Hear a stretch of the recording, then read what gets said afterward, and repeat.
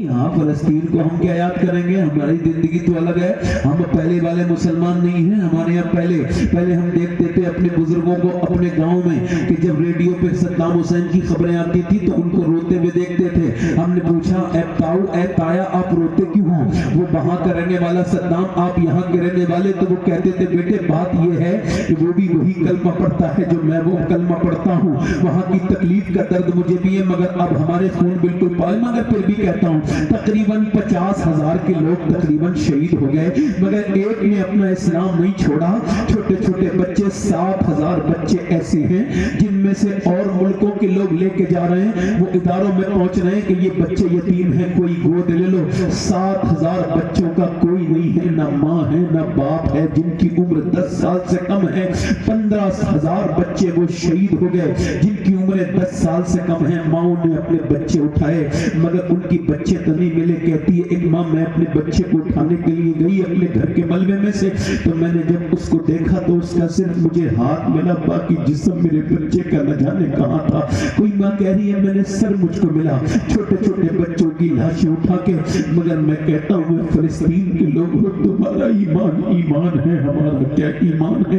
ہم تو ذرا سی تکلیف میں ادھر ادھر کی باتیں کرنے لگتے ہیں مگر وہ عورتیں کہاں سے پڑھ کے آئی ہیں؟ انہیں کہاں سے وہ ایمان کی دولت ملی ہے اتنی بڑی کہ وہ اپنے باپ کی قبر کے، اپنے باپ کی لاش کے برابر میں، اپنے بیٹے کی لاش کے برابر میں اپنے بچوں کی لاشوں کو اٹھا رہی ہیں. وہ اپنے گھروں کے ملبے پہ بیٹھی ہیں اور وہ قرآن پڑھ رہی ہیں اور وہ کہہ رہے قرآن کی کون سی آیات؟ ایک عورت کی زبانی جب میں نے یہ آیت سنی تو میرا کلیجہ پھٹنے لگا. وَلَنُبْلُوَنَّكُمْ بِشَيْءٍ مِّنَ الْخَوْفِ وَالْجُوعِ وَنَقْصٍ مِّنَ الْأَمْوَالِ وَالْأَنفُسِ وَالثَّمَرَاتِ وَبَشِّرِ الصَّابِرِينَ. آہا کیا مسلمانوں کے ایمان ہے. مگر وہ مسلمان لڑکیاں پیغام دے رہی ہیں کہ وہ لڑکیاں جب تم نے بدلی ہیں وہ مسلمان نہیں تھی. صحیح معنوں میں ہم ہیں مسلمان کہ ہم رات کو سوتے ہیں تو برقع پہن کے سوتے ہیں. کہا کیوں؟ کہ اس وجہ سے کہ جب صبح کو لاشیں نکلتی ہیں، رات کو بم پھٹتے ہیں، ملبے کے اندر سے لاشیں نکلتی ہیں تو ہم یہ سوچ کے برقع اوڑھ کے سوتے ہیں کہ جب ہماری لاشیں نکلیں تو بے پردہ نہیں ہونی چاہیے، اس میں پردہ ہونا چاہیے. اس وجہ سے کہ اگر بے پردہ ہو گئی تو نبی کی سیدہ خدیجہ کو کیا منہ دکھائیں گی، سیدہ فاطمہ کو کیا منہ دکھائیں گی، سیدہ عائشہ کو کیا منہ دکھائیں گی. میں کہتا ہوں مسلمانوں یہ بات آپ بھی سن لو اور سارے غیر مسلموں کو سناؤ. جس نے اسلام دل میں بسا لیا دنیا کی تاریخ گواہ ہے، وہ اپنی جان دے دیتا ہے، ایمان نہیں دیتا ہے. نعرہ تکبیر، نعرہ رسالت، مسلک اعلیٰ حضرت سید صفوت حسین صاحب قبلہ.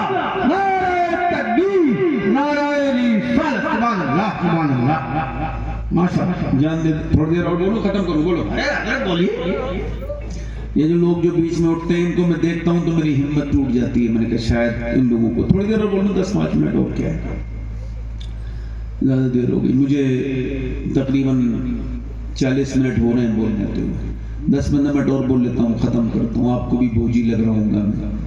سے میں دعا کرتا ہوں یا اللہ میں بوجھ بننے سے پہلے تیرے دیدار کو پہنچ جاؤں میرے رب. بول رہا ہوں آپ کو اچھا لگ رہا ہے آپ کو؟ اب 2 بیک گراؤنڈ ہے. ایک تو بتا دیا میں نے غلط بیک گراؤنڈ، ماں بگڑی ہوئی، ماں بے شرم، بے غیرت، بے حیا. یہ میں عورتوں پہ اتنی تقریر کیوں کر رہا ہوں معلوم ہے؟ مجھے پتا ہے کہ عورتیں ہی دین دیتی ہیں. باپ تو چلا گیا کام پر، جتنا بھی اثر لیتا ہے بچہ ماں کا لیتا ہے. کس کا لیتا ہے بولو جلدی بولو، کس کا لیتا ہے؟ اب سنو میری بات سنو. ایک تو یہ بچہ، ایک تو یہ لڑکی ہے. ایک لڑکی اس سے پوچھا پردہ کرنے والی تو نے یہ کہاں سے سیکھا؟ اب سنو، حضور کی بیٹی سیدہ کائنات فاطمہ الزہرا اور کیجئے ان کی بیٹی سیدہ زینب قرآن پڑھ رہی ہیں. کیا پڑھ رہی ہیں بولو؟ قرآن. ہمارے یہاں تو اب کوئی قرآن نہیں پڑھتا. نہیں اب کیوں پڑھے گا کوئی قرآن؟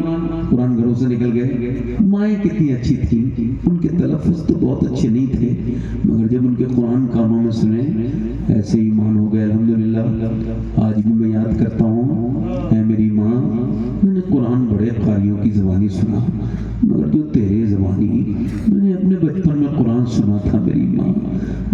लफ्ज़ जैसे मेरे सीने में दाखिल हुए हैं, आज तक वैसा मैंने कुरान किसी का असर नहीं लिया। मेरी माँ, तेरा वो कुरान मेरे लिए ईमान की घुट्टी था। तूने बड़ा एहसान किया जो मुझे कुरान सुना दिया।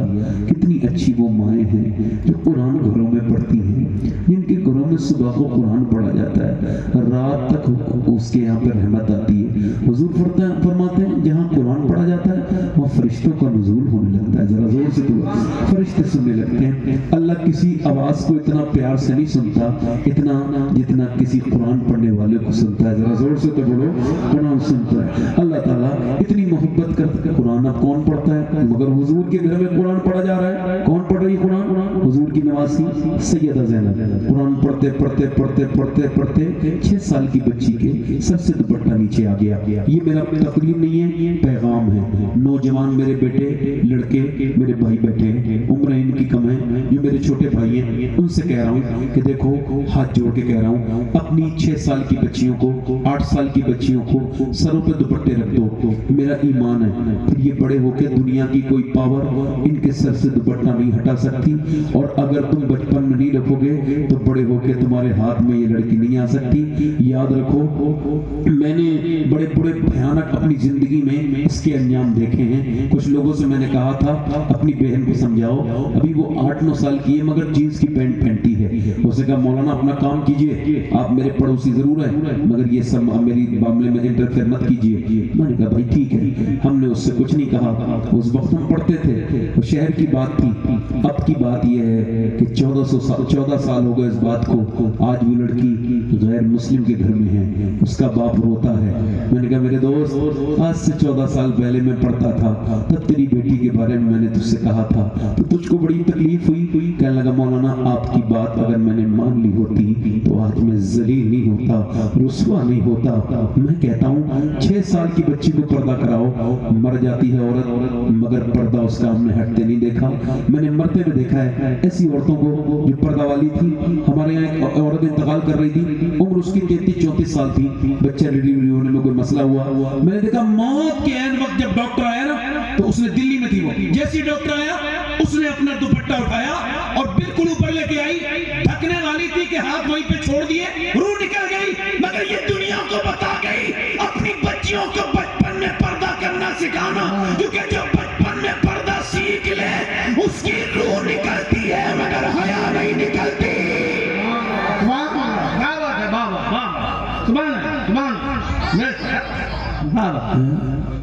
ये बातें मैं आपसे क्यों कह रहा हूँ? क्योंकि ये मेरी बहन सुन रही है, ये अपनी बेटियों को समझाएंगी, एक कोई नहीं समझेगा। ये जो हमारे दोस्त बैठे हैं, ये मेरी बात उन कमरे में रहने वाली, बेडरूम में रहने वाली उन बच्चियों को जरूर बताएंगे जो सुकून तलाश कर रही हैं। पैसा कमाएंगे, पैसा ज्यादा आएगा, सुकून नहीं। नहीं मेरी बेटी, सुकून औरत के लिए ये तो मुआहदा 20,000 साल पहले हो गया था कि औरत बाहर का काम नहीं करेगी, घर का करेगी, मर्द बाहर का काम करेगा। फिर हुजूर ने अपनी बेटी की सैयदा फातिमा की शादी की, कहा अली तुम घर के काम देखोगे, फातिमा अंदर के बाहर के काम देखोगे, फातिमा घर के काम देखेंगी। अब जो इसके खिलाफ जाएगी उसको दुनिया में सुकून नहीं मिल सकता।